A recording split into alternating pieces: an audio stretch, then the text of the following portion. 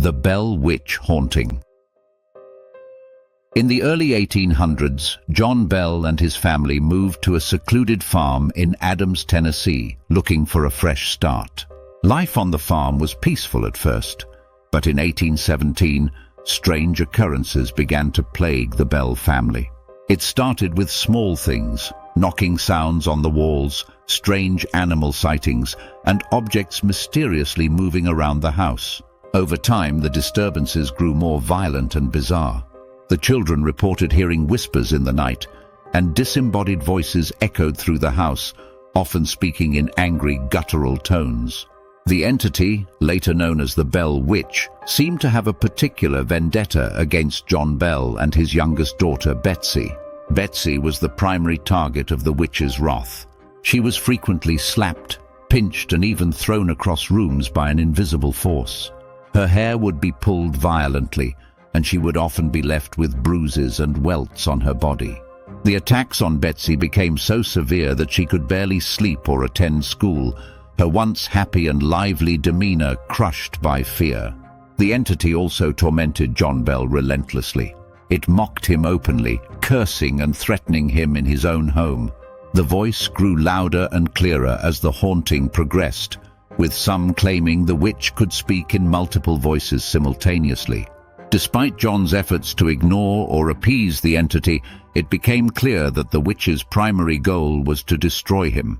Desperate, the Bell family sought help from neighbors and religious leaders. Many people who visited the farm witnessed the supernatural events firsthand. The Bell Witch delighted in putting on a show, speaking directly to visitors and revealing secrets only the family would know. It became so famous that General Andrew Jackson, who would later become the U.S. president, decided to visit the Bell farm to investigate the legend for himself. Jackson arrived with a group of men, all eager to test the Bell Witch. However, their stay at the farm was short-lived.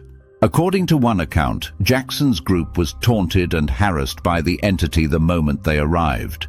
Horses refused to move forward, equipment failed, and one of Jackson's men claimed to be physically attacked by the invisible force. Frustrated and unnerved, Jackson reportedly left the farm, exclaiming that he would rather fight the British than the Bell Witch. As the years went on, the witch's attacks on John Bell became more vicious.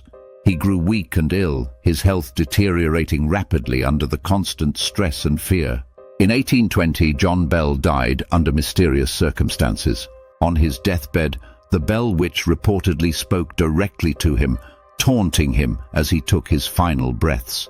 After his death, the witch loudly proclaimed that she had finally achieved her goal. After John's death, the haunting seemed to subside for a time, though the witch told the Bell family that she would return in 7 years. True to its word, the entity briefly returned to torment the family again in 1827, but eventually disappeared. However, locals claim the Bell Witch never truly left the area. Many believe that the witch's presence lingers in the Bell Witch Cave, a nearby cavern that became associated with the haunting. The Bell Witch legend has endured for over 2 centuries and remains one of America's most famous and terrifying ghost stories. The events were documented in historical records, and the Bell family haunting continues to inspire fascination and fear.